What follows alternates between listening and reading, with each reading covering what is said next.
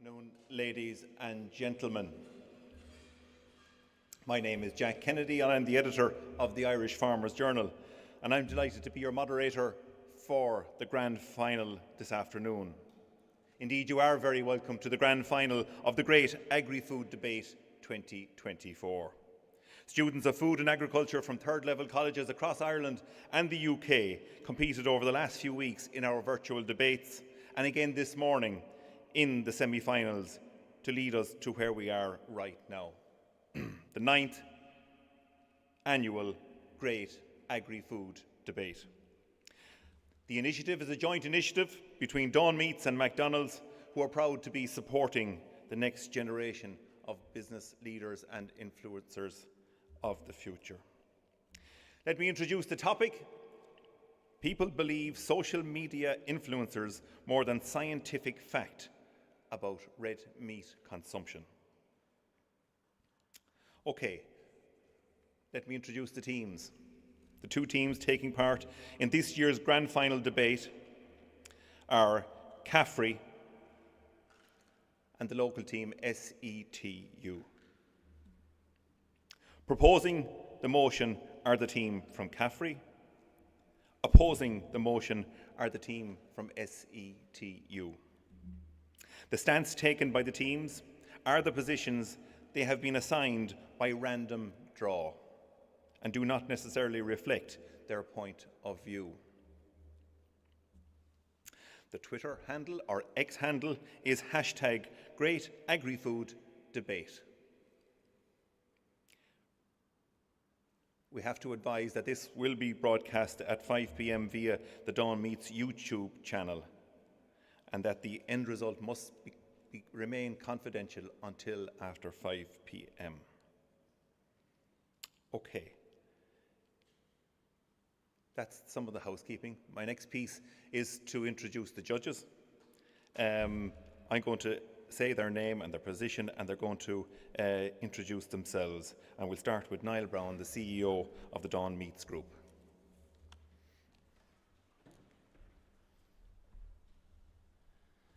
Good afternoon, everyone. As Jack said, my name is Niall, and along with our partners McDonald's in this venture, we're delighted to host this event here in SETU Arena. And this is the 9th year that we've had this event. We kept it going even during the pandemic, and we're really looking forward to an exciting debate today on a very interesting topic, and delighted you could all be here. Excellent, thank you very much, Niall. And second up, I'll invite John Byrne, who's a franchisee with McDonald's. John. Hi everyone, great to be here. It's something totally different for me, so I'm really looking forward to it. I've been a McDonald's franchisee since 2021, and I suppose the reason I'm here today, I sit on the supply chain committee, which is made up of senior supply chain leadership from our office in London, and some franchisee representatives from across the UK and Ireland, and we oversee a supply chain budget of around $2.5 billion per year, of which a huge element is made up of Irish ingredients from Irish farmers and Irish suppliers, and it's a source of great pride to us. So I'm really looking forward, in association with Dawn Meats, to see what's coming today, and I'd like to wish best of luck to both teams. Well done, thank you very much, John. And last but not least of our three judges, John Murray, the Director of Meat, Food and Beverages with Bord Bia. John. Thank you, Jack, and good afternoon, everybody. As Jack said, I'm the director of our clients under food, beverage and horticulture within Bord Bia, the Irish Food Board. I'm delighted to be here. I've watched with admiration for a number of years the success of this event, and it enthuses me greatly to see young people getting involved in the debate and taking on the really vital work that is about speaking about our food system. So delighted to be here, delighted to partake, and I wish both teams the very best of luck in the next coming hour. Excellent, thank you very much, John. Right, folks, detailed rules have been shared with all participants in advance of the debate. Some key points to note: the team captains will open and close the debate and introduce their teammates. Each student's speech will be a maximum of 5 minutes. Time will be monitored by a designated timekeeper, whose decision is final. Interrupting a student while they are speaking is not allowed. After each speaker, 1 point of information may be offered by the competing team. Points of information are not allowed following the captain's closing arguments. Okay, with that, best of luck to both teams. The debate will begin very shortly. I would like to invite Victoria Morrison from Caffrey, the captain from the proposing team, to open. Victoria. Good morning, Chairperson, adjudicators, our esteemed judges from Dawn Meats McDonald and Bord Bia, and to our opponents, SATU Waterford. My name is Victoria Morrison, and I stand before you today as the proud captain of the Caffrey team, taking part in the prestigious Great Agri-Food Debate Final 2024. We are delighted to be participating in this event yet again, but we are even more delighted to be proposing the motion that you will hear repeated many times over the course of this afternoon, that people believe social media influencers more than scientific fact about red meat consumption. I hope everyone is sitting here with full bellies, ready for an afternoon of debate. I'm sure that I am not the only person in the room that sat at lunch and reached straight for their phone and had a scroll through TikTok, Instagram, or even took their B-reel. Maybe even for some of the millennials in the room, scrolled through Facebook. Ladies and gentlemen, we are living in an era where the voice of the influencer has become louder than the voice of scientists. The influence of social media is undeniable, and when it comes to something that shapes our identities, our communities, and our daily lives, it is not surprising that more and more people turn to influencers who speak their language, share their values, and offer a vision of a world that feels easier to navigate than the often contradictory advice offered by scientists. I am delighted to now introduce my Caffrey team, who will be outlining arguments as to why exactly people believe social media influencers more than scientific fact about red meat consumption. My second speaker, Emma Forbes, will be delving into the reasons behind why so many people in today's society turn to social media for their source of information. I'm sure that many others in this room will agree when I say that I cannot remember the last time I sat down to watch the 6 o'clock news. Emma is going to cover how the easy accessibility of social media platforms shape the way we educate ourselves on the consumption of red meat and why people are more likely to believe this over scientific fact. The Caffrey third speaker, Katrina O'Kane, will be discussing the issue that scientific language can be confusing, and there are rarely any absolutes. Take red meat, for example. The scientific community doesn't simply say red meat is bad or red meat is good. Public health recommendations will be framed in cautious, conditional language with emphasis on moderation.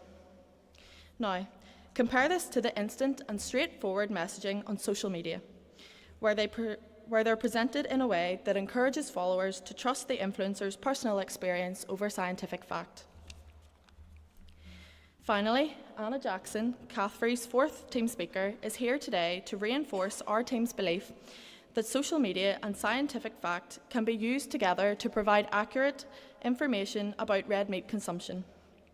The key is to harness the strengths of both. The clarity and emotional engagement of social media alongside the depth and rigour of scientific research. These together can create a more informed, engaged and discerning public. With all this in mind, myself and my team at Caffrey firmly believe that people today are more likely to believe social media influencers than the scientific facts about red meat consumption. Until we confront this cultural shift where emotion and relatability trump evidence-based knowledge, we will continue to see misinformation and myths about red meat persist in public consciousness.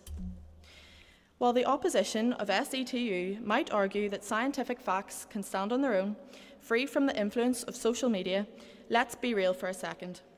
Science may have all the data, but influencers have something far more powerful: personality. They know how to sell it. So, the truth is, when it comes to reaching millions and changing minds, influencers are the real scientists of the digital age. I encourage you all to join with me in support of the motion, and I look forward to an afternoon debating this with SETU in the Great Agri-Food Debate Final 2024. Thank you.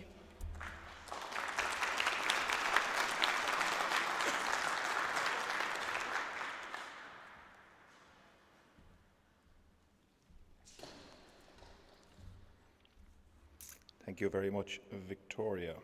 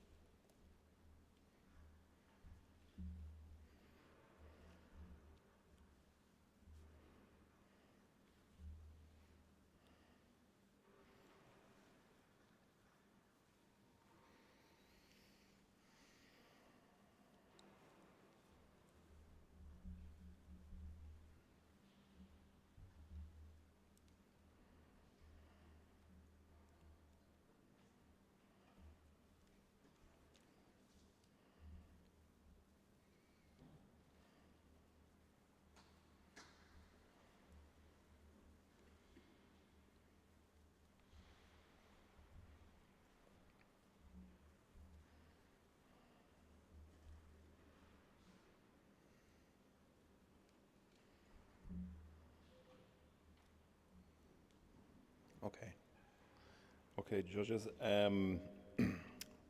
Right, ladies and gentlemen, next I'm going to invite the captain of the opposition, Ellen Doherty from SETU Waterford.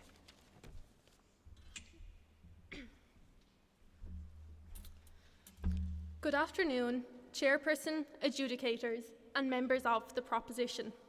My name is Ellen Doherty. I'm a proud dairy and beef farmer from County Kilkenny and captain of the SETU debating team. I'm here today with my fellow teammates, Brittany, Edward and Alicia, and our two researchers, Ellen and Saoirse, to strongly oppose the motion that people believe social media influencers more than scientific fact about red meat consumption. Firstly, to define the key terms of this motion. People implies all human beings, that is, all age groups in society that have the potential to consume red meat. Believe can be defined as accepting something that is true, genuine, or real.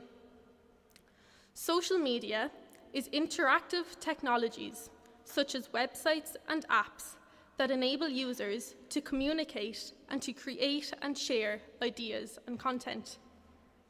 Social media influencers are individuals who have built a social media following and who post regular content on specific products such as fashion and beauty or issues such as climate change.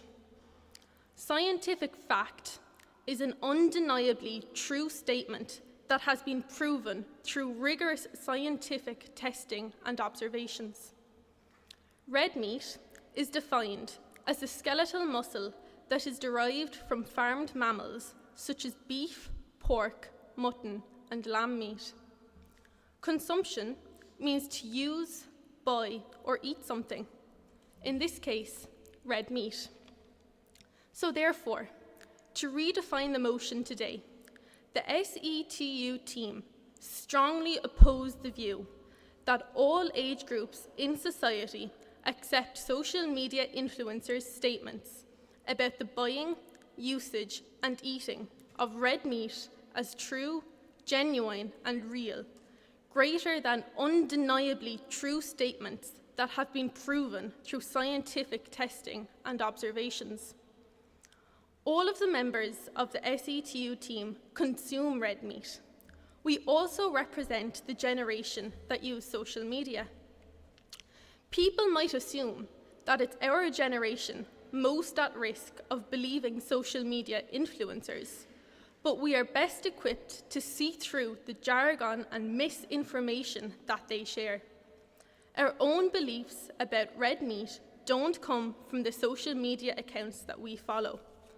Our beliefs are grounded in our cultural upbringing and the undisputed scientific facts that we have learned over many years about the importance of red meat in a healthy diet. The proposition may try to dazzle you with stats about social media usage in Ireland, but there's a big difference between social media users and believers. Brittany, our second speaker, will discuss recent research on social media habits in Ireland. She will also highlight that information about health and nutrition is too important an issue for people to rely on ungrounded and often misinformed opinions from influencers. Edward will discuss the concept of source credibility and its importance in guiding beliefs. He will also explain the difference between opinions and facts. Finally, Alicia will give examples of social media influencers and how they entertain us and often provide a distraction from our busy lives, compared with how people view proven scientific fact about red meat consumption. Ladies and gentlemen, I urge you all here today to defeat the motion that people believe social media influencers more than scientific fact about red meat consumption. Thank you.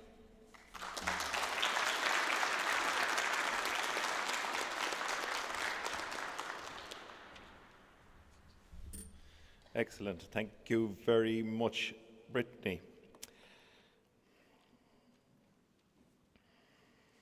Sorry, Ellen. Thank you very much, Ellen.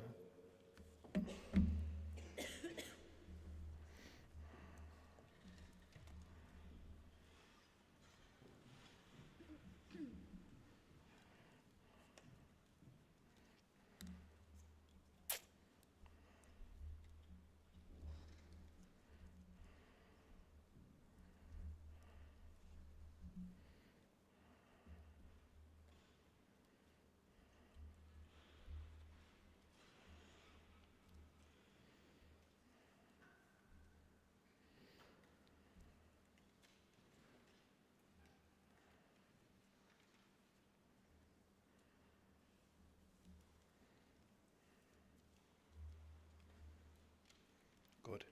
Excellent. Right, folks, moving swiftly along. My next person to introduce is the opposition speaker number 2, Brittany Davis from SETU.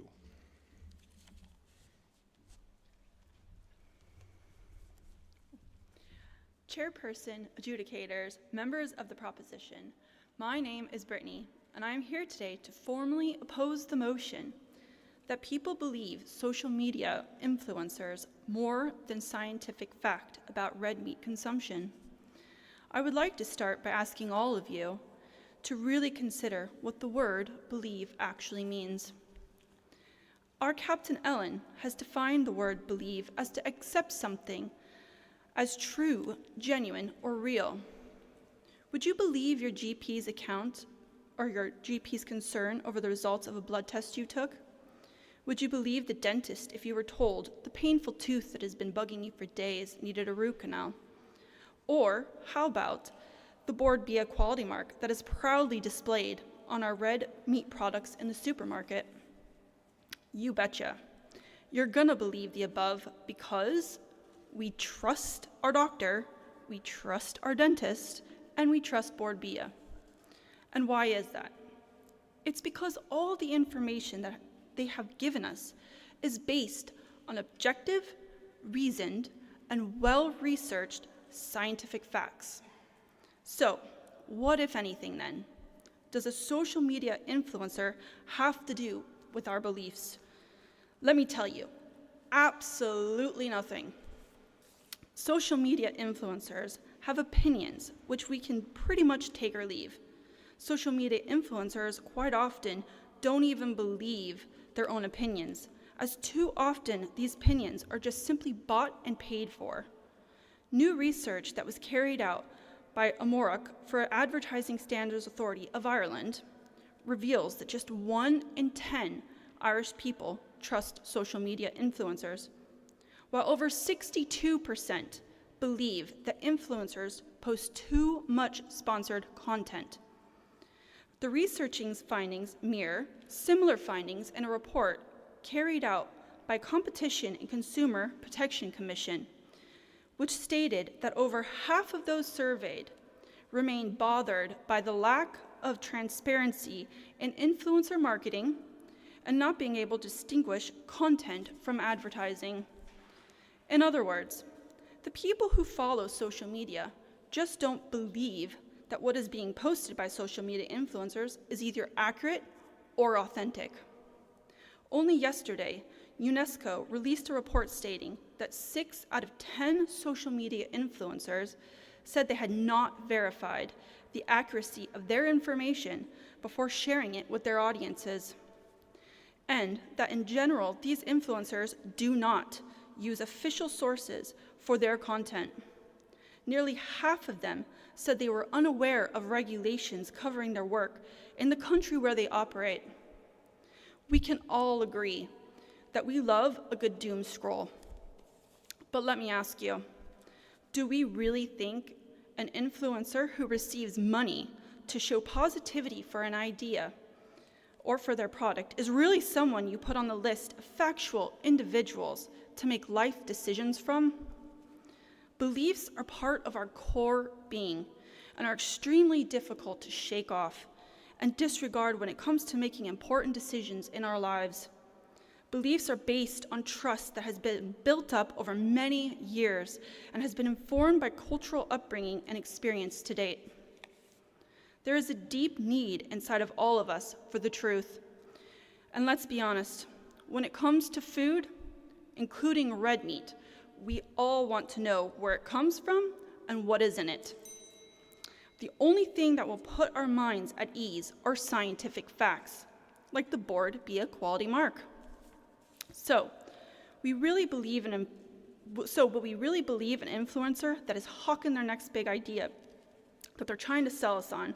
Or do we believe facts and proven data, especially when it comes to consumption of red meat? Seeing that we want to know what we're consuming, I'm going to take a leap of faith and answer that one for all of us.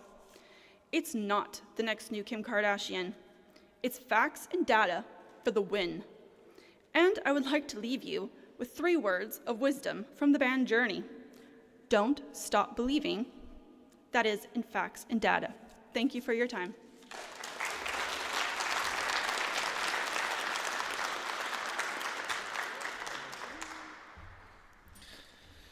Thank you very much, Brittany. Now I'll offer it to Caffrey for a point of information.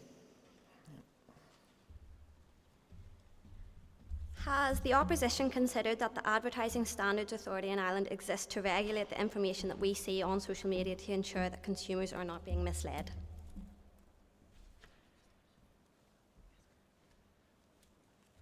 I'm so sorry, but I could not understand what you said. Just maybe one more time. I'm so sorry. I'm so sorry. Has the opposition considered that the Advertising Standards Authority in Ireland exists to regulate the information we see and verify on social media to ensure that consumers are not being misled? Yeah. Thank you for your question. Again, I apologize for that. I think at the end of the day, no matter what, beliefs are important. And I understand that there are regulations that you've stated, but beliefs are what we stand on. And we need to remember that people don't just go to social media for certain things like the red meat consumption. They go there for certain things to buy or certain things that don't really hold weight in our lives as our trust core beliefs. Thank you.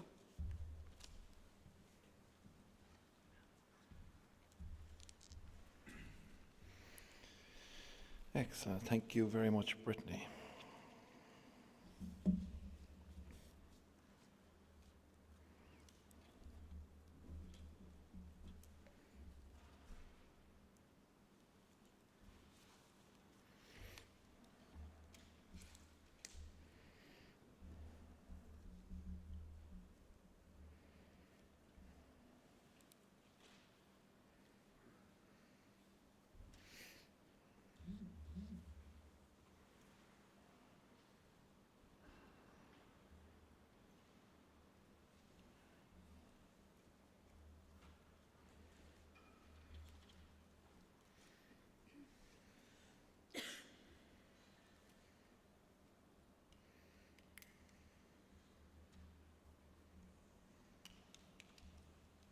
Okay, John. Excellent.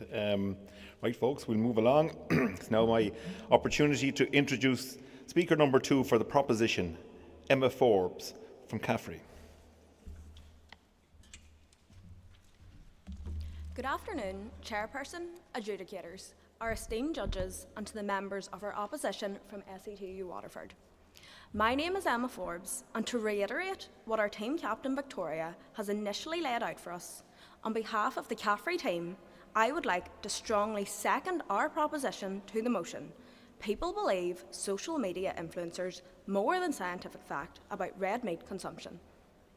In recent years, there has been an epidemic of social media influencers emerging, covering everything from their daily lives, eating habits, and even their outfit choices. However, this phenomenon has been especially prominent in the health and nutrition sector.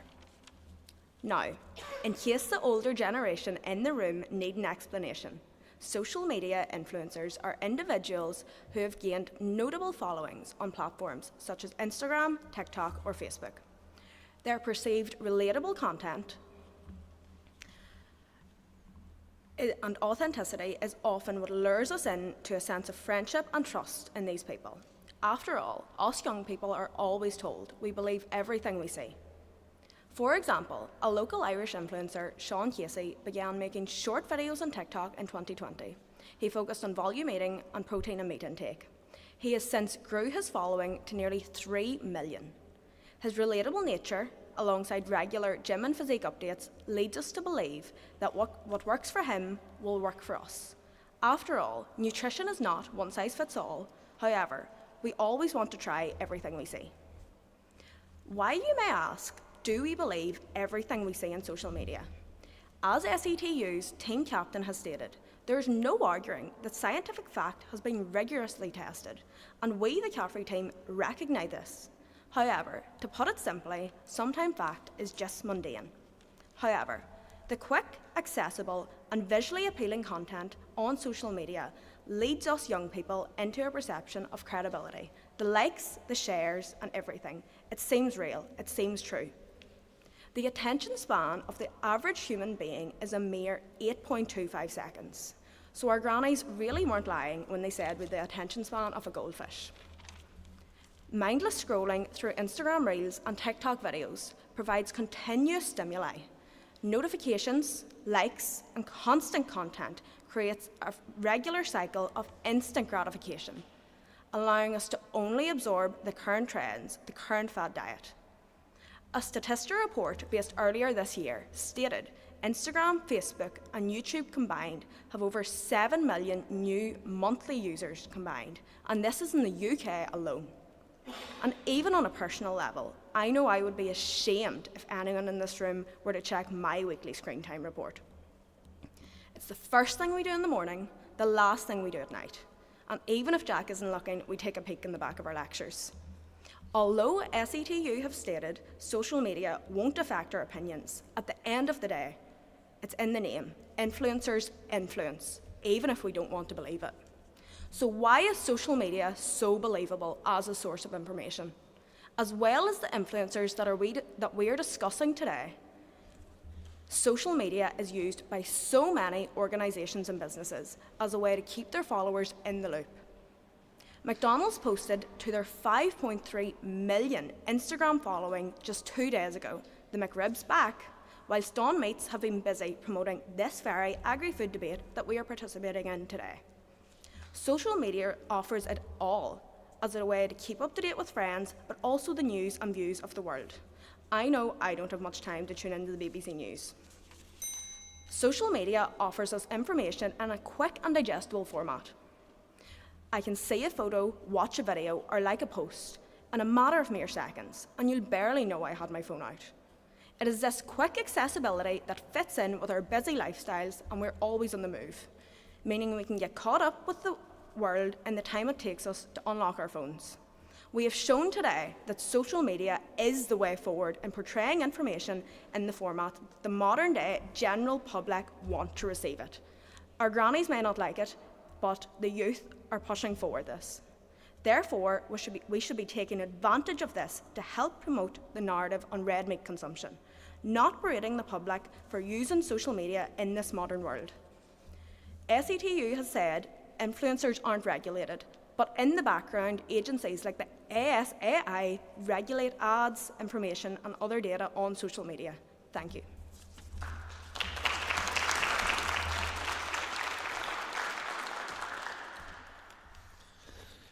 Thank you very much, Emma. Now it's my opportunity to offer a point of information to SETU.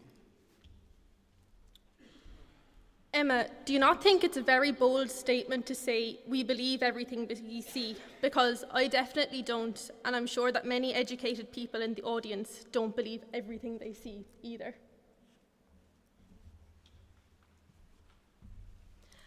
I'm not saying it's directly, we're taking it as fact, but even if it's in the background of our minds, the things we read, the things we see, and the things that are always online, even just in the background, they influence our opinions. They're always floating around.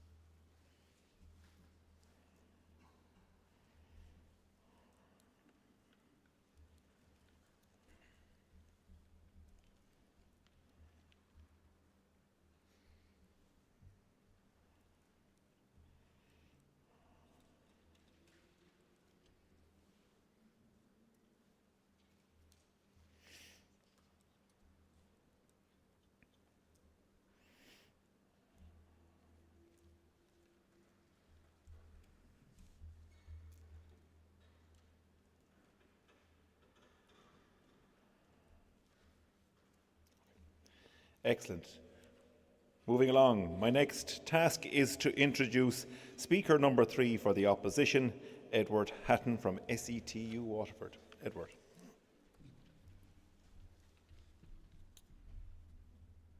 Chairperson, adjudicators, members of the proposition. My name is Edward Hatton and I'm a proud beef and tillage farmer from County Carlow. I'm listening intently to the proposition here and I don't know where to begin. The argument that they are proposing is that people follow and believe social media influencers to get advice on health and nutrition. It's a bit like saying, in the 90s, people watched The Simpsons to get parenting advice. No, they didn't. They followed The Simpsons for their entertainment value, the same reason why people follow social media influencers today. Let me deal with a very important topic raised by Emma. You implied that followers of social media influencers may feel they know the influencer personally, making them more likely to accept their opinions. I completely disagree. Source credibility goes to the heart of the motion here today in relation to red meat consumption. The key dimensions of source credibility are trustworthiness and expertise. Trustworthiness is the extent to which users believe that the source provides information objectively and honestly.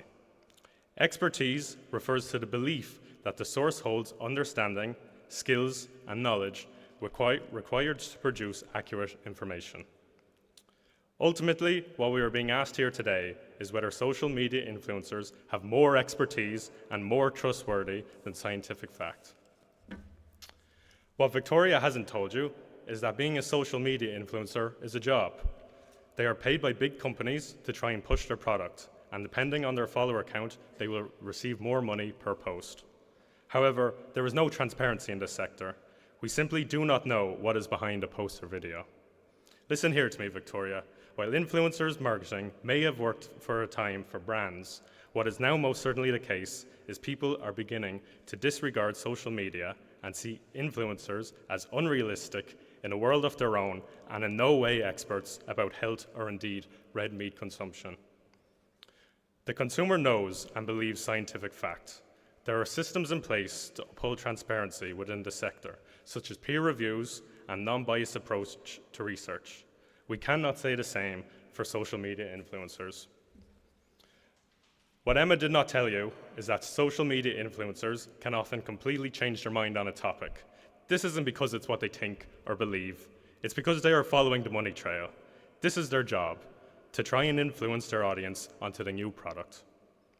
Consumers see through this. They have been on Instagram and Facebook long enough to see spineless social media influencers flip-flop their opinion regularly. Victoria, you suggested that influencers are more engaging and more relatable than science. You are disrespecting the intelligence of the modern consumer who is not only informed, but capable of evaluating information and making their own decisions. When it comes to important topics such as health, nutrition, and red meat consumption, consumers seek reputable news sources such as the Farmers Journal, RTE, and your paper of record, the Belfast Telegraph, to convey the latest findings from scientific research. They understand that a journalist's reputation depends on their credibility. Journalists, unlike social media influencers, must abide by a code of conduct where they must strive to ensure that the information disseminated is honestly conveyed, accurate and fair, does their utmost to correct harmful inaccuracies, and differentiates between fact and opinion. Social media influencers, on the other hand, are not bound by any code of ethics. They can disseminate inaccurate information and be deliberately dishonest, and there is no comeback. Most importantly, the information that they convey is opinion-based and lacks the rigour of objective years of scientific study. Ladies and gentlemen, it all comes down to trustworthiness and expertise. Are social medias entertaining? Absolutely. Are social media influencers trustworthy? Absolutely not. Are social media influencers experts? Absolutely not. In an age of AI, fake news, and disinformation, the only true source that we know and can genuinely believe is true scientific fact. Thank you.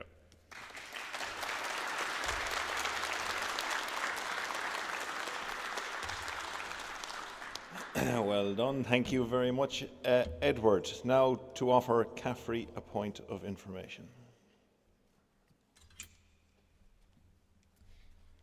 May I ask the opposition why a company paying a salesman or woman to promote a product is generally accepted, but an influencer doing the same is frowned upon?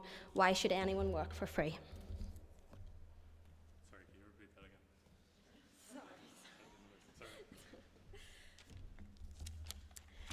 May I ask the opposition why a company paying a salesman or woman to promote a product is generally accepted, but an influencer doing the same is frowned upon? Why should anyone work for free? Yeah, thank you. That's a good point. I think you'll find that when big companies pay social media influencers, they don't relay this information out to the public. They don't know what's happening. Everyone knows a salesperson's job is a job. And at the end of the day, social media, you go onto it for entertainment, not for changing your beliefs. So, thank you.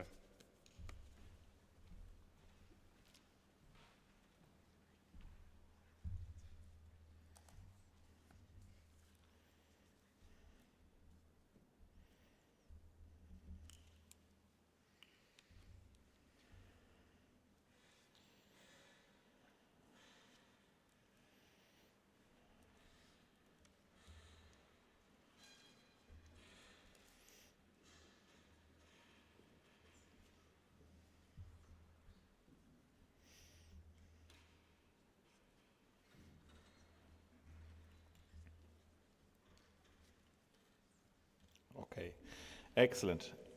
Moving along.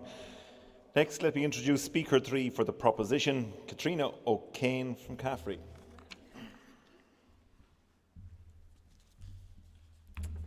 Good afternoon, everybody. But I can't start until I have addressed what the SITU have stressed. We are not claiming that social media influencers have more expertise or more data. We, the Caffrey team, can recognise they have more influence and are capable of subconsciously changing our beliefs. They are getting paid to do a job, and they're doing that job. So why would a major company waste their money on something that wasn't successful?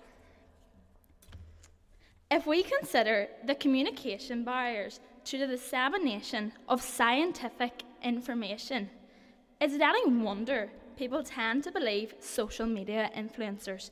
more than scientific facts about red meat consumption. In most countries in the Western world, a maximum of 1/3 of the people are university educated. I don't know about you, but if I hadn't spent the last 2 years of my studies in lectures where the professor was continually expressing the importance of evaluating significant differences in research papers and including these in my assignments, I would have no idea what a p-value is, never mind the outcome of certain trials, certain trials noting a significant difference, a highly significant difference, a very highly significant difference, or no significant difference at all. If we were to go out into Waterford city centre this afternoon, I would guarantee you Joe Bloggs would have no idea if you were to ask him what p is greater than 0.05 means. Scientific literature is full of jargon and technical language which the general public finds it difficult to understand. When have you ever heard of someone say, "Did you see that article in Science Direct?" I think the opposition will agree with us when I say that it's always TikTok, Instagram, or Facebook. What's more, we must not forget that we get widespread access to scientific articles through our institution as students. Many articles are not free, and the abstract only provides a summary of the outcome to these investigations. And I would take a hunch that the general public will be more likely to prioritise their Netflix or Spotify subscriptions as opposed to being able to access an article from the Journal of Agricultural Science. The opposition have argued that the media offers an appropriate outlet to show the public the scientific facts about red meat consumption.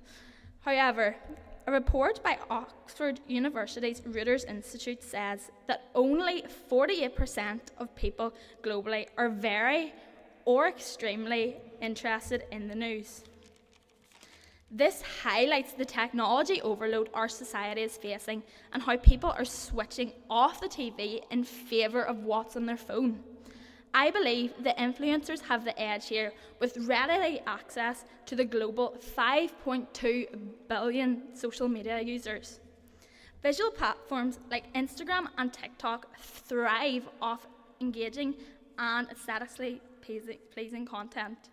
Sure, there is basically a science behind social media marketing, how to keep viewers engaged and how do influencers use striking visuals and entertaining videos to convey their messages.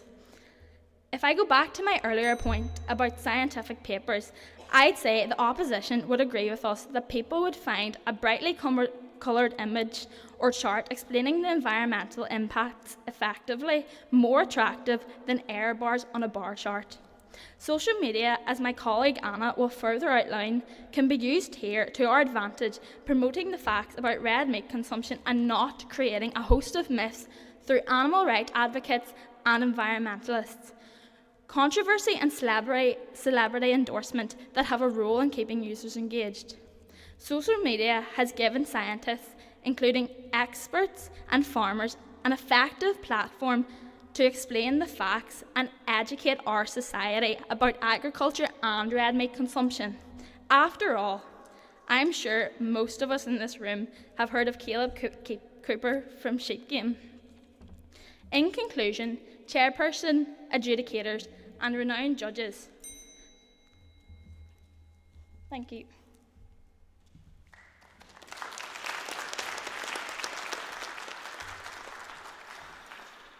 Excellent. Thank you very much, Katrina. Now to offer SETU point of information. You stated that you turn to social media influencers to help complete your assignments, but is this not a direct insult to all your lectures and all the resources that you use in order to complete scientific assignments? Thank you. Sorry, excuse me, could you repeat that statement,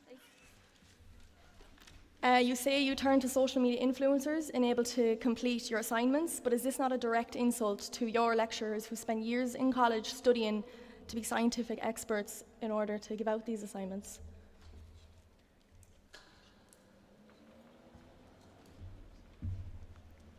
I'm sure my lecturers sitting in the audience appreciate a varied range of information.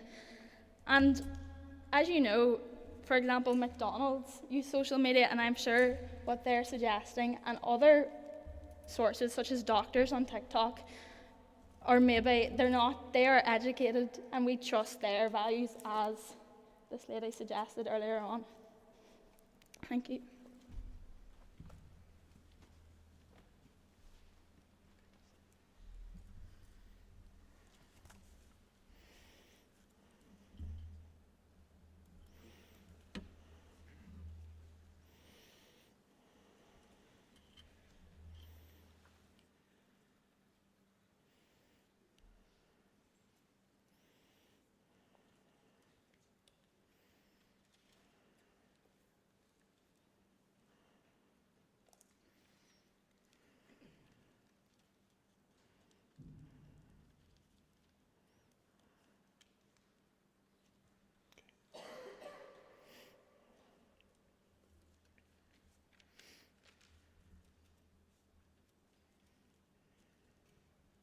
Okay, excellent. Moving along. Let me introduce speaker number 4 for the opposition, Alicia Flynn from SETU. Alicia.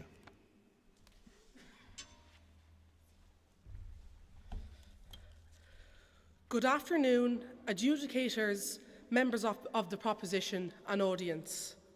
My name is Alicia Flynn and a proud Waterford woman and dairy and beef farmer. I think I know a thing or two about red meat, and I can promise you I didn't learn it from influencers on Instagram.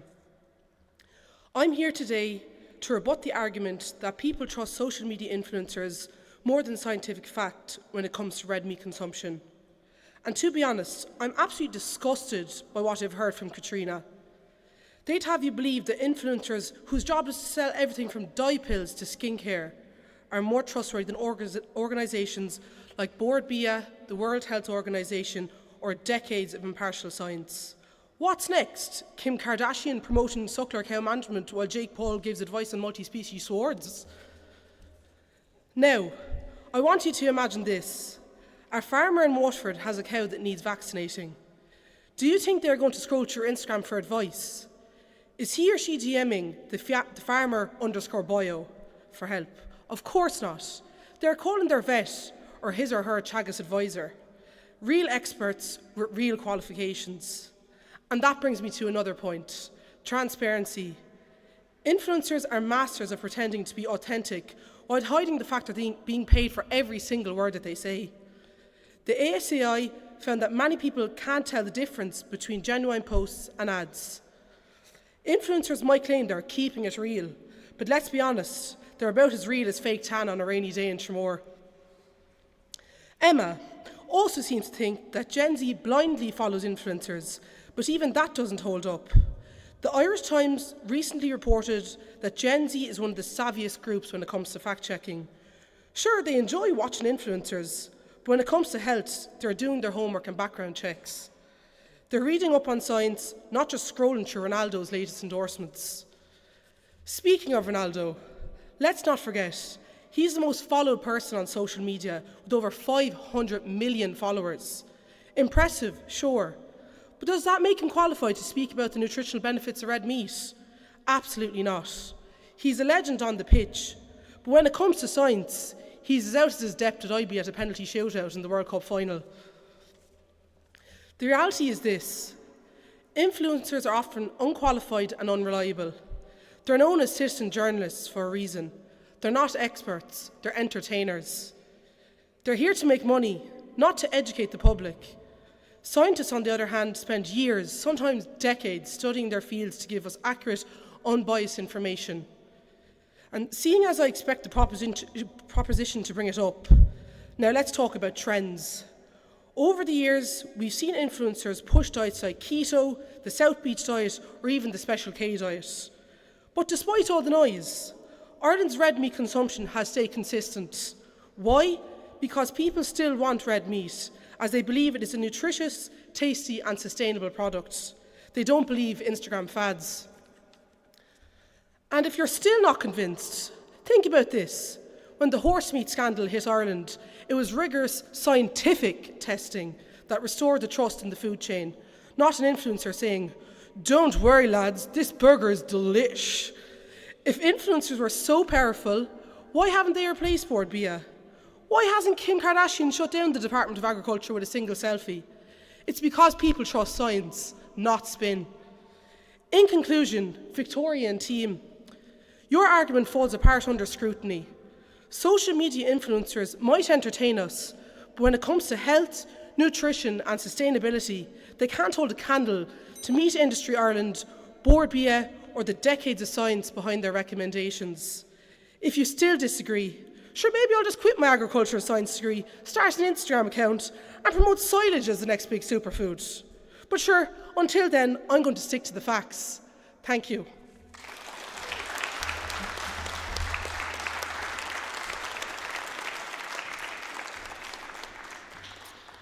Thank you very much, Alicia. Now to offer Caffrey a point of information.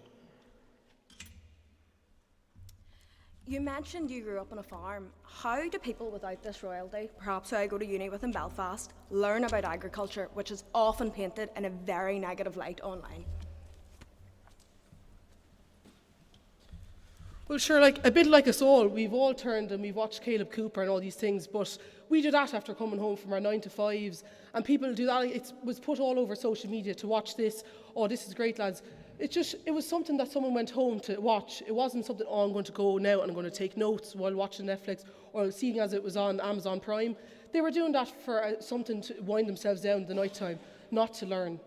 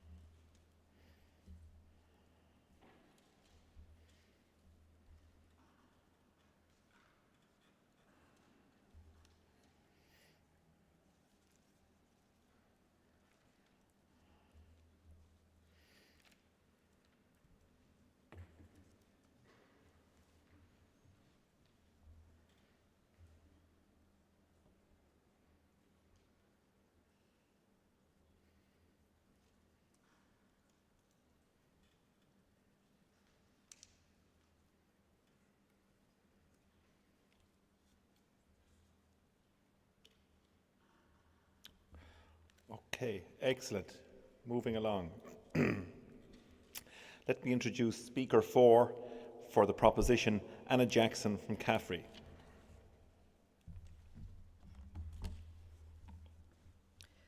Good afternoon, everyone. As my Caffrey team captain has previously introduced me, my name is Anna Jackson and I'm delighted to be here yet again to propose Caffrey's support that people do believe social media influencers more than scientific facts about red meat consumption. As we are nearing the end of today's final debate, we have heard countless arguments put forth by both participating teams in proposition and opposition of this motion. Social media influencers and scientists have been pitted against each other as heroes and villains of promoting accurate information about red meat consumption, and with this in mind, I'm going to ask us all here today to be friends and think how we can actually encourage two sides to work together to help to promote the red meat industry. We, the Caffrey team, believe that there is a solution where we can promote accurate and reliable information through social media, but information that has been backed up by scientific facts so that the general public who are receiving this information know that they can be trusted and they can use it to help make decisions about their purchasing and consumption patterns, especially around red meat. The STU team stated that we are making fun of scientists, but believe it or not, there are doctors out there on TikTok who are educating us on red meat consumption. Would you call them paid influencers? The consumption of red meat is health implications and sustainability impact seems to be one of the most controversial of any food group, as it has been shown by both teams here today that if we looked hard enough, we can find scientific information for and against red meat consumption. As Katrina has already said, is it any wonder that the general public do not know where to go or who to trust for their information? On the flip side of this, we have social media influencers who would sell their granny in an Instagram ad to try and make their quick buck with their sponsorship and brand deals. How can we trust these influencers to give us accurate and reliable information about red meat consumption? It does seem that I've decided to defect the SETU team here today by finding fault in Generation's beloved social media influencers. However, I do think that they should be using their perceived power for good and promoting scientific information instead of just sharing their most recent beauty or shopping haul. We are seeing a rise in farming influencers who could have the answer to help promote accurate information about red meat on their platforms. Who here follows winning Agri-Food Debate 2019 WIT team member Emma McCormick? As a beef and dairy farmer, her social media page is a breath of fresh air when it comes to seeing the real-life struggles that go into producing locally sourced, high-quality food products. Why can we not use the real faces of the agri-food industry who have personal connections to the topic at hand to help use our social media standing to promote red meat consumption? I wasn't able to find Jack or any of the judges on TikTok, so we might need to look further afield.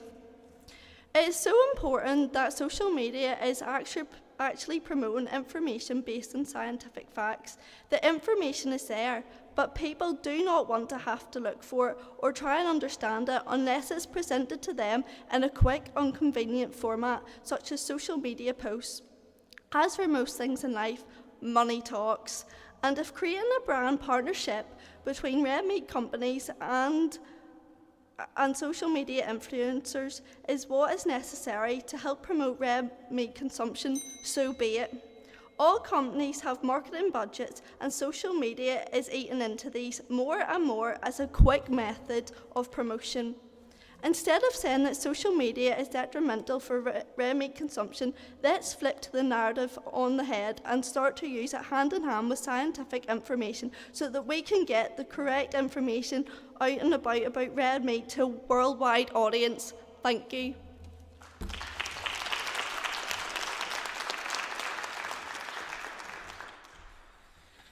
Very good. Thank you very much, Anna.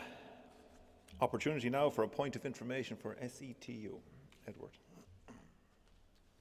Yeah, social media platforms use algorithms to show users posts that they may like. Is this not just confirming people's beliefs, not changing them? Social media platforms use algorithms to show users posts that they may like. Is this not just confirming people's beliefs, not changing them?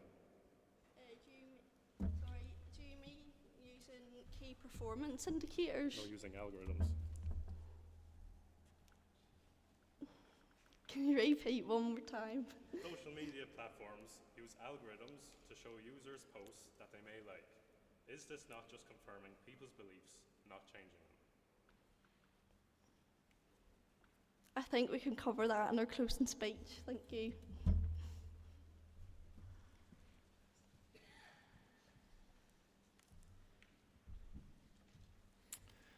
Excellent.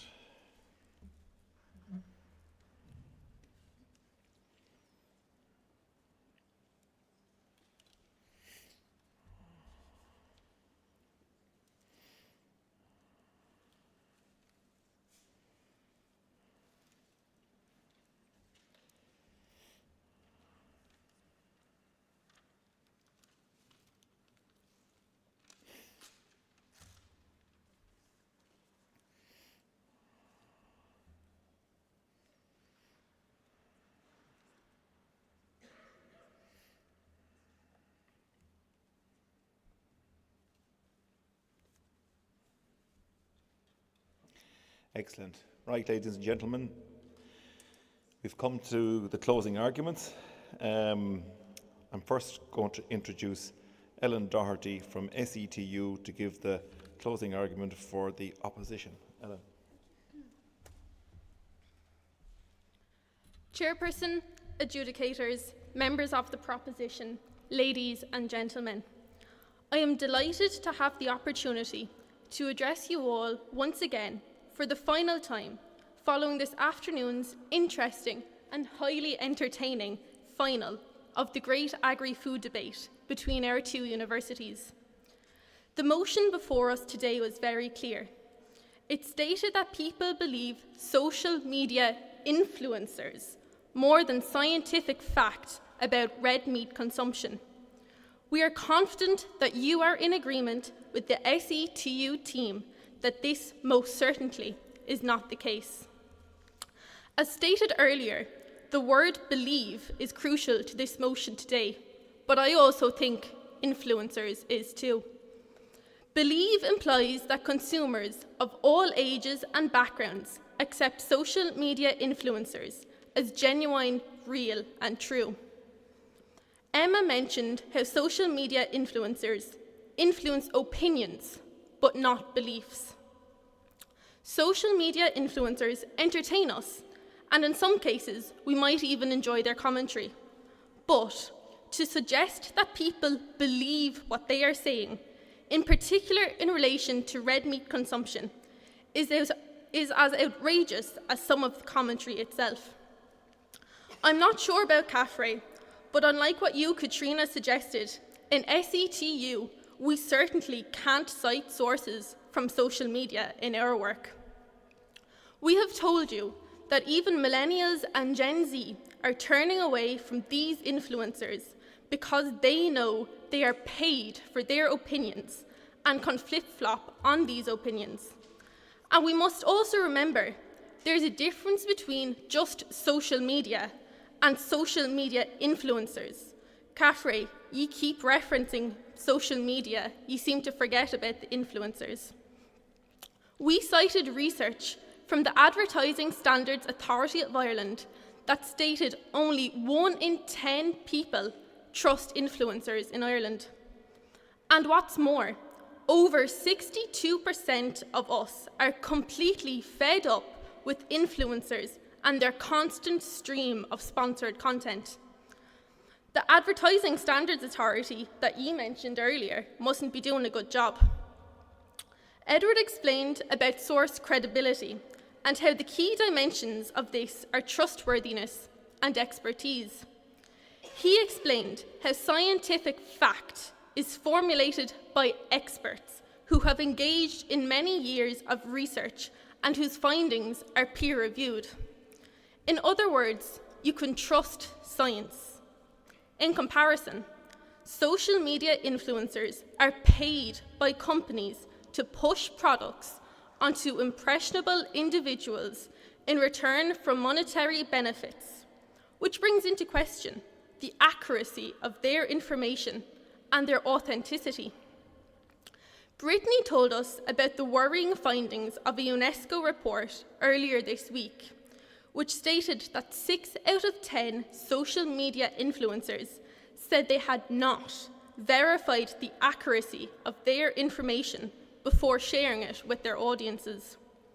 What's worse is that most of the time, these influencers didn't use official sources for their content.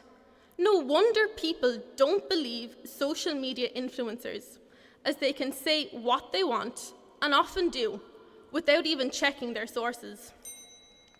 Ladies and gentlemen, it all comes down to this. What do you believe when it comes to red meat consumption? Misinformation versus truth. Opinion versus facts. Paid content versus peer-reviewed science. I urge you all here today to defeat the motion. Thank you.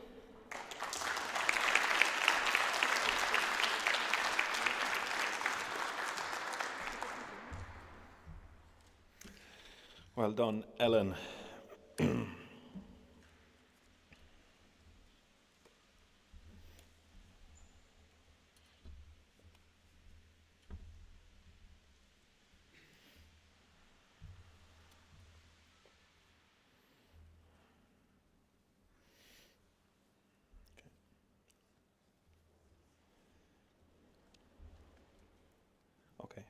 Excellent. Right, folks, our final speaker is for the proposition.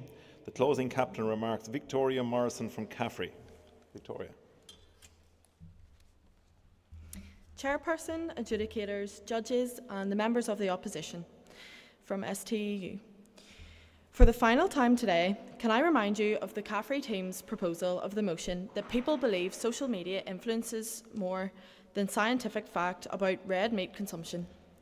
We have heard the words belief, fact and influence mentioned many times this afternoon, and I am sure I am not the only one in this room wondering, should I be running to the library to read some journals or else increasing my screen time even more by using my social media apps to find information. The debate title here this afternoon hangs on the first two words, people believe. Do we think people believe social media influencers for information? Yes, we do. Do we think these influencers should be believed more than scientific fact? No, we do not. And do we think they are promoting the right information? Again, no, we do not. We are the generation who rely so heavily on social media. But as students, we also know that we should be obtaining information from reliable sources, not someone with a qualification in TikTok. Now, whilst I may not believe in Santa anymore, my generation do believe the people that we see when we open our phones. So let us use this belief for good and get social media influencers to promote accurate and reliable information, especially around a topic we are all so invested in, red meat consumption. SETU focused on beliefs and trust of social media influencers. However, let me ask you this. If your favourite influencer promoted an item on their account, would it make you more or less likely to believe in that product, whether it be food, clothes, gadgets, or even red meat? In addition, we heard from SETU's Edward that being a social media influencer is a job and they get paid to influence society. While this may be true, who's to say that those influencers who are genuinely promoting a product they believe in are wrong? There are many influencers out there that base these promotions on facts.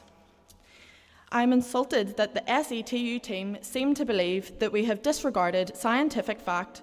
However, we are very lucky individuals who have third-level education offered to us.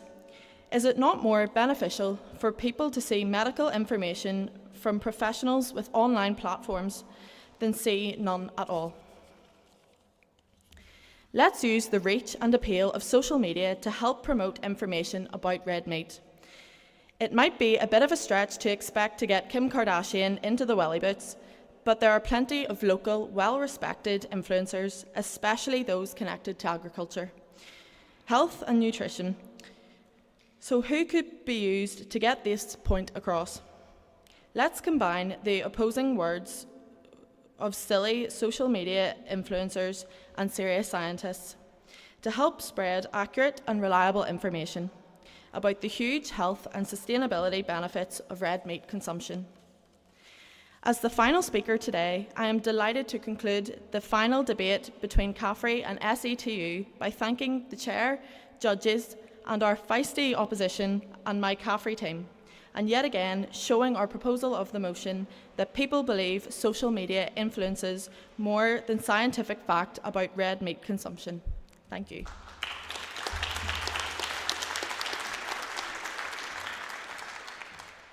Excellent.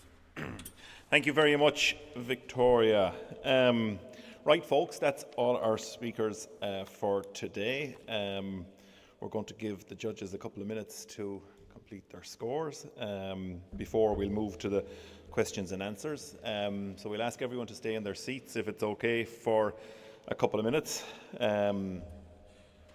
while John and Niall take leave of us just for a couple of minutes to tot up their scores. Wasn't it fantastic to see and hear all the various sides of the debate and the big words around transparency and influencers, and I was listening to them all going, as we go, users, believers, content advertising, huge area of noise, and obviously we in the Farmers Journal are right in the middle of it. Print publication is where we started out 75 years ago, And there's a piece in that as well in terms of this has to last the pace of time, because you look at any of the social platforms and you could have TikTok this year and Insta next year in terms of where the audience is. We've had to evolve as well in the journal in terms of where our audience is, because the audience moves around and younger generations have a different way of taking in information. I remember, I was just thinking to myself, my mum and dad, they bought, encyclopedias. I don't know, did you ever hear of encyclopedias? But there are these big hardback books with 10,000 pages, and there was 25 volumes of those books. But that was back 30, 40 years ago, and that was the source of information, and that was seen as the fact of the place to go to if you wanted a factual piece of information. But I mean, how times have changed in terms of now it's in your pocket, it's on your phone, and we're all there, and it's all accessible, and you can type in exactly what you want. You don't even have to go to the back of the encyclopedia and the index to find what you're particularly looking at. But it's the evolution of how people consume information, how they take it in. Is it just entertainment? We'll ask maybe the judges when they come back, is it just entertainment, or is there real marketing and sales behind it? We in the journal, there's definitely real marketing and sales behind it, because it does drive people. Social media does drive people, and influencers do influence people. So we would use social media for marketing and for announcing, change of dates or dates of where events are on, or what events are on, and a little bit more about it to try and entice people to come to an event. And that's how we have to change as well in the journal, in terms of we're not just a print publication anymore. We're online, we're on social platforms, we're at events. 60 years ago, 50 years ago, we didn't have any events, we didn't have any social media. So every business has to evolve, even if they are in one main set of media information. So it's just so interesting to watch how the media landscape changes, and how different organisations have to do different things to reach an audience. I see Kieran O'Connor from KCLR Radio, and again, that mode of media is challenged all the time, because everyone now is creating a podcast. Everyone is creating a new source of audio that can travel, that can compete with I'll call it our traditional radio station. So the evolution of media, and how people, young people, middle-aged people, old people, how they all interact with media is absolutely a piece that's probably not going to change. Everyone takes it in different. Some people recognise that the sponsored post on the post, that it is sponsored, that it is paid for. A lot don't. I mean, I'm sure the same way in print, there's a lot of people turning over the pages of the journal, and there's a big 25x4 advert on it, and they take that as it's very clearly signalled that it's an advert, and this is an advertiser's announcement. But I'm sure as people don't see that, and they think that whoever is advertising in that product, or that whatever it is, I'm sure they take that for read. That this is the journal saying it, but in fact it is a paid advertising piece. But that's how the business works. Our business is primarily, it's about 50-50 in terms of sales and advertising, how we work in terms of paying the organisation and paying all the people that are employed by it. So 50% comes from the sales every week. We have to ask people to put their hand in their pocket and pay $3.90 a week. And thankfully there's still, give or take, 60,000 people that are doing that every week. So it's a real conscious decision. You have to go to a shop, or you have to get it online, and you have to subscribe. So we put a value on that information. It would be great to give it away all for free, and we'd probably have, instead of 60,000, we could be giving away 600,000. But the audience reach is big at 60,000, and they're all putting their hand in their pocket and paying $3.90 or subscribing online, because we see it as a value, and we feel people value that information better when they have to put their hand in their pocket, and when they do put a monetary value on it, something for free, whether it's media and information or whether it's a calf at the mart, there's a danger that when it's free that you disregard it and you don't use it to the extent that it should be. So yeah, it's a changing space, definitely, in terms of the whole media piece. Anyone, any questions for me, or in terms of, yes, over here, yeah. Yeah.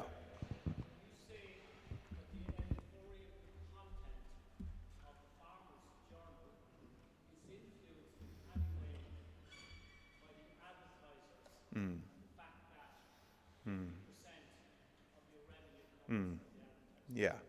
So I'll just repeat the question. So as editor, can I say that any of the editorial copy in the Farmers Journal is influenced by the advertisers, because that is 50% of our revenue? And in answer, I'll say absolutely categorically that none of the editorial in the Farmers Journal is influenced by advertisers. I mean, if that starts, I'll say it's the start of the end of the road to an extent, in terms of, we believe in independence, we believe in telling the industry and telling the farmers what we feel is right. We mightn't always be right, but we feel that we have to do and base it on fact and science and what we believe from our experience. We're very different to I call it daily publications, in that they employ journalists. None of our people, we might have one or two out of maybe 50 in the editorial team, none of them are journalists. We're all coming from a science background, which is very unusual for a publication, that there's very few journalists. But we all have a primary degree in science. Mostly agricultural science, some food science, some other specializations. But yeah, that's what we trade on. That our people. I'm the editor, but I was the dairy editor. I started in 2002 as the dairy editor. But I had a specialization in dairy science, in dairy at that stage. So I had done my ag science. And then I went on to do my PhD in Michagas Moore Park in the dairy science side of things. And then I just got the call. Like anyone else, like a lot of young people, I was putting out my CV to the world at that stage in terms of a job. And I sent one of them to the Farmers Journal, and I got an interview. But specialisation is the people that we work with, that we employ. And we hope then that they advocate for that sector, whether it's the dairy sector or the suckler sector or the sheep sector, and try and get the information that they're looking for and answer their questions and try and give them solutions. That's essentially what we try to do every day now and every week, is to give them solutions to problems that they have on their farm or business. And if the day comes where we're influenced by a business to say something that business want or whatever, it's a very dangerous day, because we need that independence as editors, whether it's beef, dairy, sheep, sucklers, whatever. We need to be able to say what we feel is right in the eyes of the farmer. So no is the answer, and hopefully it'll stay there. Paul. Thanks, Jack. It was interesting during the debate to hear. I think it was Caffrey talking about the notion of, let's not condemn the influencers. Let's try and get the best people to influence. Yeah. So I'm just wondering, as a very quick straw poll, if you like, amongst the age category you have there beside you, no disrespect to yourself, Jack, who would do any names come to mind in their heads that they would like to be listening to more or seeing more on social media? In the context, obvious, of meat, red meat. Yeah. Come on up here. Come on up to the microphone. Just. Well, I'm sure anyone that uses TikTok, I'm sure you do, and potentially people in the crowds, you've seen Farm Theory on TikTok. Theory, yes, he offers very, very important information about the sector and agriculture. I work for the farm for milk record, and actually milk record on his farm and give him that information. I'm sure he's probably seen the TikTok if he wanted me to come or not anymore, but he does offer great information and proper facts and not just influenced. If he doesn't like something, he'll tell you. So, anyone else? Yeah. Well done, Farm Theory. Anyone else from SETU in terms of who you think might be beneficial on social media to talk about the red meat debate or anything else? Anyone? Do you follow anyone on TikTok? No, or Farm Theory? Follow? Right? Yeah. Well, that's what we have. Yeah. Any other comments or questions? Dale Crammond, Meat Industry Ireland. I often see you cooking a steak on social media. Like, obviously, you use that platform to try and. But I mean, it is. I mean, you use it in a positive way to try and say that. Listen, I'm here. I'm eating red meat. I enjoy it. I like it, and whatever. I suppose it's just part of that kind of part of life. I think you're just trying to kind of normalise that on a Friday evening as steak night in our house. So, you know, we'll all look forward to that. Do you get any negativity, Dale? Rarely. I get plenty of negativity on other issues from time to time, but not so much from that, because I think it's about family. It's about that time, you know, cooking together. So my 12-year-old now takes huge interest in cooking, and he'll actually now, you know, cook the steaks, and I think that's really important. And he has an influence then among his classmates in school, in an urban school in Dublin, and that sort of thing, you know, the work Agri-Aware do is really important, trying to target the kids before they get into secondary school and obviously move on to university then. Yeah. So, but by creating that video and by making something of it, I mean, in your 12-year-old's mind, that listen, this is important, or my dad sees this is important, and he's telling his colleagues and peers and his teacher about what they did last night. And well, his teacher's his mother, so she obviously sees it as well at home. But in general, yeah. But often, Dale, when I said this about the negativity, is often you'd see the anti-livestock brigade pile on someone like that sees. Let's see, I'm here promoting a positive. I like this, but you know, I mean, you'd often see a pile on that, like, you know what I mean? With less so on other issues that I would post on. It would attract a lot of negativity, and that's, I suppose, it kind of goes with the territory. Or you would say that, even though my background, I have a master's degree in environmental science, and I'm probably able to talk to these topics as well as anyone. But so you work for the meat industry, so you know, you would say that. So I think that's the challenge, I think, for the industry in trying to find kind of new advocates. Like, I was just surprised there when we asked, like, well, what sort of social media people do you follow? I thought, like, you would have a long list of people, and you know, maybe there is a job there to do, and you know, obviously that we have the issue of Project Connect, Jack, you know, and how we're going to take that forward for the industry, and I think that'll be really important. But I mean, is that maybe a challenge for that whole social media piece, Dale, in terms of there's so many that there's not kind of one jumping out, that they're just rolling and constantly, you know, trying to identify as an influencer for red meat or dairy is maybe is going to be a challenge, because they're constantly changing and constantly. Yeah, I think it's not going to be about one person either. No. I think it's about having a wide group of people that you can call on, because it's difficult, because some people will build a relationship and trust with that one individual, but then, like, the critics of agriculture will say, oh, well, again, that's fine, you do that, but everyone else is not farming in that sustainable way. So the more people that we can kind of, you know, create that are engaged, you know, in this kind of the agenda, the sustainability agenda, I think it's really going to help, and it'll really help kind of spread that wider kind of influence. Now, should that be coming from the farmers? I think people trust the farmers more than they'll trust the likes of Philip and Richard here, you know, myself. So that is definitely I'll give you a right or reply, Philip, in a minute. but yeah, I mean, the farmer that's his or her business. Like they need it to work for them, and if it does, well and good. Like and if they have a positive message too, you know, it's different aspects that we'll all have our own strengths, and be different things that we'll be able to comment on, you know, from an industry point of view and trade and things like that. But I think that farmer centre piece is going to be really important to Project Connect. There are lots of farmers, like, you know, involved and telling a good story, and not telling a good story, telling the real story, telling what's happening. It's not a painted up version of it. Philip, did you want to write a reply there? No. I'm very offended. I'm thinking of resigning from MII at the minute. But I do think that's a key point about the farmer, because that's where it starts. Yeah.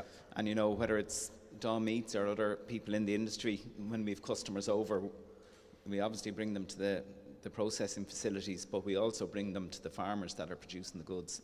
And it starts there, and the story has to start there. And if we want, you know, to get the positive news across, like that has to be the start of it. There is a piece, Philip, in terms of you're asking an untrained social media farmer, you know, and that's not being disrespectful to the farmer. I'm just saying they're some of them, obviously there's people in that space, but it's to put a camera in front of their face, to get them to say what they're supposed to say, or to say what, you know, it can be a bit daunting for some farmers to be able to kind of get the message across. It can, but then it's more natural as well, you know. You mentioned your man Caleb, like, and Jeremy Clarkson and all, and they've a role to play. And to be fair to Clarkson and that whole project, it has reached out through TV and now social media, and, you know, it has brought farming into homes in the UK that wouldn't necessarily know a lot about it. No. But now they're waiting for Series 5 or 6 or whatever's coming on. Their understanding, the non-farmer understanding of tillage farming or whatever is. You know, we spoke about social media being this generation. There are younger farmers out there who would probably be more honest, but also more used to using social media, and therefore might be more camera friendly. They're getting up debating here today. You know, we'll nab 2 or 3 of them there today now to sit in front of the camera. Correct. No, and as you say, it comes natural to that generation. No, 100%. Like, yeah. Are you all on TikTok? Yeah. Anna, did you say I wasn't on TikTok? Did you mention I wasn't on TikTok? No. You searched for me. Yeah, I'm there actually. I'm there. I'm there, but I'm under a pseudonym. Like, you know, I mean. But it just, you know, it comes back to the point, like, you know, to believe or not to believe, like, you know. You know, there's a lot of people on social media platforms that are trading under a completely different name when they're on social platforms. So it's a case of, but I think that piece around verifying your source of information, verifying, you know, whether it's a social media influencer or otherwise, is an important aspect of that whole debate, and I think it came across very well in terms of the debate earlier on. Right. Our judges have returned. Now, I might start with a question or two for the judges. Is that okay? Like, we've had a good discussion while you were away deliberating. But I might start with John in terms of social media. In terms of McDonald's and how you might use it, is it just for marketing purposes, or is there actual kind of real sales behind it, or is it an entertainment piece like that was kind of touched off earlier in the debate? How do you use social media, or influencers, or both? It's a really good question. I think what I learned today is possibly we need to lean a bit more into trying to present factual information and building brand trust through the power of social media. I would say we use it more as an advertising piece right now. We engage with a lot of influencers for the purposes of connecting with Gen Z, etc. So there is probably an opportunity for us to try and get our story across about some of the good work that we believe we're doing. So you're using social media to target that audience, that younger audience, Gen Z, and you're using influencers, someone that's consuming the food, that's talking about the food, that's rating the food, like. Yeah, and myself and Joe, who's behind me, sit on the advertising board. And every year we're increasing the percentage that we put into social media and online advertising and reducing away from, I suppose, traditional. So that's the way the world is going. But I think we also have a piece to do on our impact on our corporate messaging to get that across through social media. Yeah, excellent. I might go to John Murray. John, if you'd hand over the microphone. Obviously, John, in terms of a marketing play, Board Bia, it's what you're about. It's core to Board Bia, marketing and trying to influence people across the world, not just in Ireland, obviously. And that's a challenge. But I suppose, does social media offer a channel for that more so than kind of traditional media routes, we'll say, in other countries, especially when you're trying to promote Ireland and Irish food? Like, yeah, look, absolutely, Jack. I mean, we're converted on social media, and we are converting all Irish companies on social media as well. You have to be there and you have to be active, and the reality of it is, you know, you have to make your budgets work, and social media is a cost-effective way to do that. So, you know, we will run training programs, whether it's TikTok or whether it's WeChat or whatnot, depending on the marketplace. We'll be actively engaging with client companies. And how do you measure the success of that, John? Like, then how do you? Yeah, look, it is difficult, and it's changing. You know, the traditional pieces around recall from a traditional media point of view, they don't always work on social media. You ultimately have to look at things like brand awareness and brand health checks that are delivered through that kind of social media space on it. Fundamentally, and I think one of the panelists mentioned it earlier on, you know, it comes through in sales. Yeah. And that's the factor that you can check. So ultimately, if you're not there, you see your sales impacted. Do you know what I mean? Yeah. So it is the power. And is there a place for a mixed piece? Like, you know, especially if like John talked about targeting the younger generation with this piece. Like, is there a mix? Is it always going to be a mixed platform? Because when we come back in 10 years' time, this audience, these debaters here will be 10 years. They'll be on another journey, you know, in terms of where they consume information or media. Yeah, absolutely. We would always talk about the trifecta. So you actually need to be touching into 3 different mediums if you want to build awareness and understanding of your brand and your proposition. So to just go on social media won't be sufficient, because there absolutely is a trust and a credibility factor to that. But if you're actively using a certain amount of above the line traditional means, and you're also volunteering information from a credible source, that's when you start to get a more powerful kind of cut through. You know, there is a more discerning voice or discerning consumer out there now around social media. That is definitely there on it. So you have to be able to back it up and signpost to other areas as well. Do you know what I mean? So.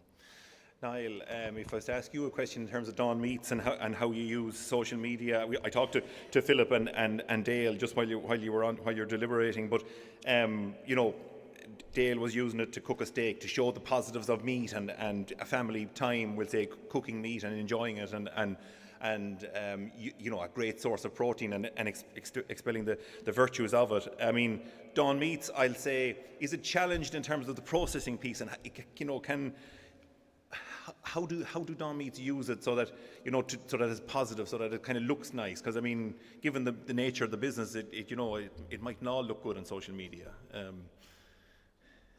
Jack, I don't know what you mean. I'm saying, I mean, if we took a camera, we're in a very sexy industry. It's the future. I'm saying if you took a camera into a processing hall, not the non-farmers, the non-consumers mightn't understand kind of how it works. You know, that kind of a way. I could argue we're actually in the health business. We're in the human health business. Oh, we're in providing the food business, nutrition. Yeah. No, but I suppose for us, social media is everywhere, so it's very important. But as a business, we're business to business. So we're not actually selling to the ultimate consumer. We're selling to our customers. I know. So the types of thing that we major on with social media, obviously a very important cohort for us is future employees. So the likes of the calibre of these very smart people that we've listened to debate for the last hour. That's the type of people that we try and connect with. And then we also communicate with our producers. So some of the demonstration farms we're involved in Tipperary and in Newford, that's putting out videos and content and giving updates which are heavily followed. Making it real, and making the whole process real, like, So and then to an extent, we're also communicating with our own employees. Believe it or not. So we'll put up when we win awards, whether that's done in Northern Ireland and the UK, or whether that's done over here. We'll put out that type of information just so people know. Yeah, I mean, but you also probably have an obligation, it's fair to say, Niall, in terms of promoting the protein source that you talk about, the food, the healthy piece, the nutritionist piece. Like, there is an obligation on you, as all of us, that this is positive, that there is something real behind this, and it's good for you. And we do that. We do highlight all the various vitamins and minerals and essential amino acids that are in meat that you actually can't get readily from other sources. So we do a lot of work on that area. Yeah. Information. Excellent. Before we move on in terms of today, is anyone else that wants to ask a question or a comment? Put their hand up and we'll get a microphone to you. No. Okay. Right, I'm going to very shortly now invite each of the judges up here to say a few words on behalf of their respective organisations. Yes, so I might start with you, Niall, if it's okay. I'll invite you up here to say a few words on behalf of the Dawn Meats Dunbia, please. Are you going to give me that now? I was told Dawn Stafford is going to give me the envelope here, but anyway, that's fine. If you hold on to it, that's fine. Come on up here, Niall, and say a few words on behalf of the judges, or on behalf of Dawn.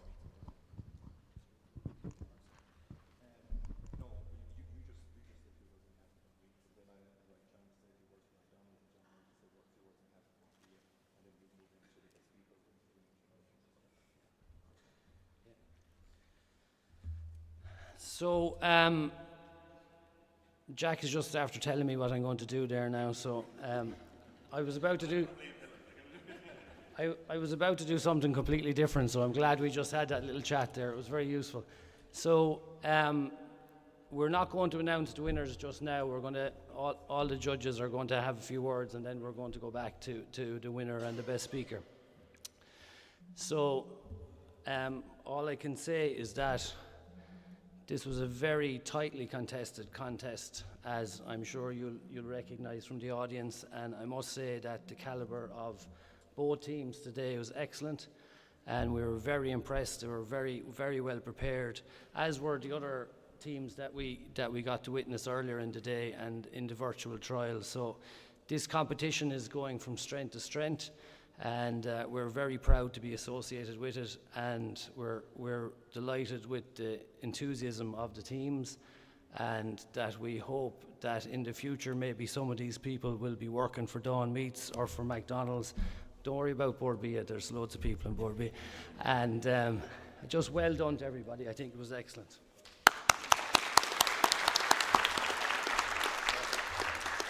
Thank you very much, Niall. Now I'm going to invite John Byrne to say a few words on behalf of McDonald's. I know the tension is getting high, so I'll keep it brief, but I was blown away with the quality of the debate today, and I found myself flip-flopping from one to the other, which is a testament to how persuasive you all were. So well done to both teams. As Niall said, a really, really close debate today, and something that I thoroughly enjoyed. Speaking on behalf of McDonald's, we're really proud to be here today, and we're very proud of our link with Irish farmers and Irish agriculture and with Dawn Meats, and it's a long-standing partnership and something that has grown exponentially over the years and will continue to grow in the future. So I'd like to thank both teams, and your waiting period is almost over, so well done. Thanks again.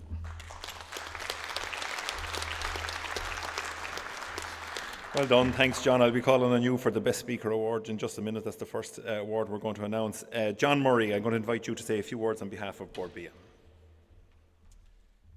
Thank you, Jack, and well done to both teams. As John and Niall have said, a tricky one to judge. Very, very close indeed. I might just comment for a moment on the topic, because actually, as some of you will know, this is an area that's very close to my heart and close to a number of the industry's heart at the moment, and it's very comforting to see the level of great debate that's actually going on, and the ability that people have to really get into that debate and tease it out and judge it. And whatever Niall might say, a job in Bord Bia is a job in the food industry for life, and you can travel the world with that. And if you bring any of the calibre of what I've seen the last hour to the table in Bord Bia, you'll do very, very well. So very well done to both teams on your excellent performance.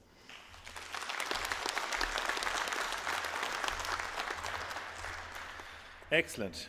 And if there's anyone left that doesn't have a job after that, we'd be delighted to have you in the Farmers Journal. So don't be afraid. We all have jobs now for life, as they say. Excellent. So there's 3 awards. The first one that John Byrne is going to present is the Best Speaker Award. I'm comfortable. Whoever wants to announce it, I don't mind. There's a Best Speaker, then there's the winning team, and Niall is going to present the glass trophy, the certs, and the gift cards. And then we have the runners up, and John Murray is going to present the certificates for that. So, who wants to? You have your information, John. Over to you in terms of Best Speaker. We had a lengthy debate about the winning team, but also about the winning speaker, because there were so many outstanding candidates. But I'd like to congratulate Emma Forbes from Caffrey for being the best speaker.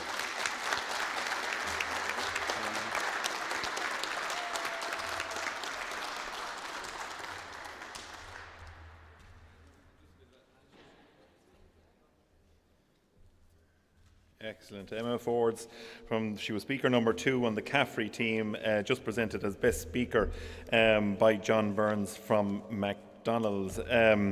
Excellent. Niall, winning team, your job to announce it and to present the glass trophy, certs and gifts.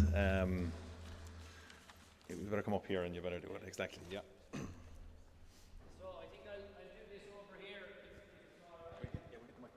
One second, please.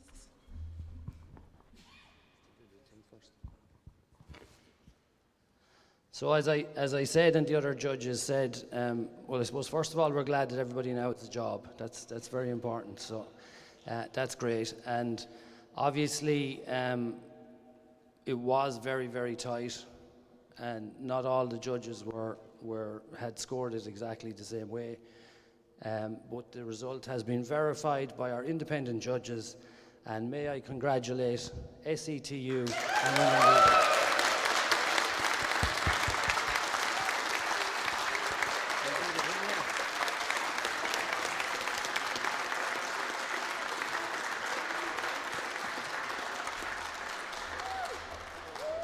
Excellent.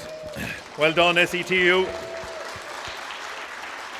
Ellen Doherty is receiving the Glass Award for she's the captain, the opposition captain, Ellen Doherty, and the other members of the SETU team now are applying. So we've Brittany Davis, Edward Hatton, Alicia Flynn, and Ellen Doherty. So congratulations, one and all. Well done.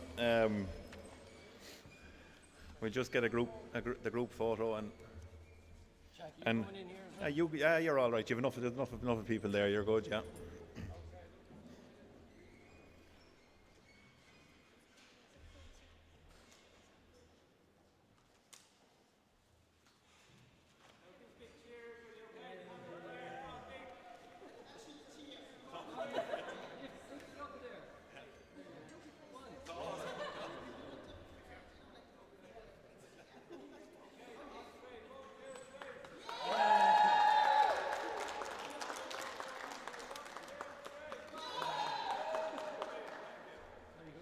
Congratulations. Thanks. Well done.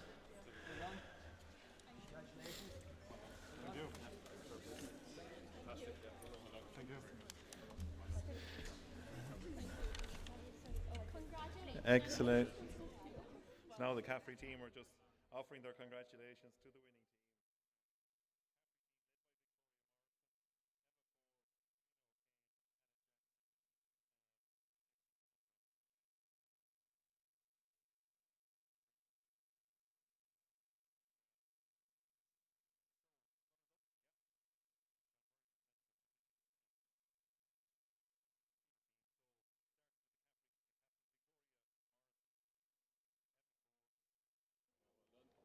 Katrina O'Kane and Anna Jackson. Ladies and gentlemen, please show your appreciation for the Caffrey team.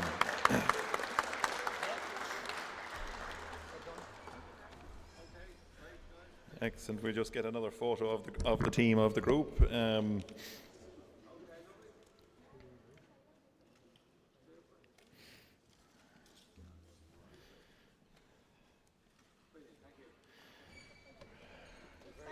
Well done. Well done. Congratulations on your award. Thank you very Hard luck, but well done. Thank you very much.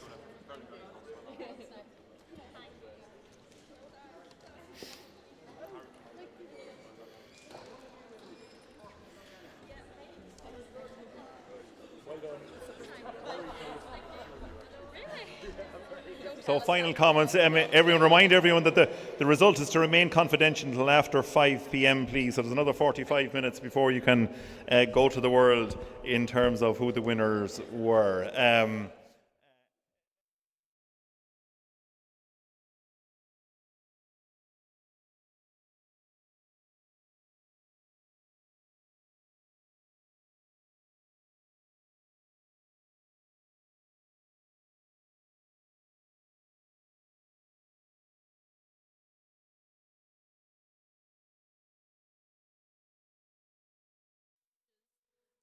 especially to our mentors, Rachel in particular, but to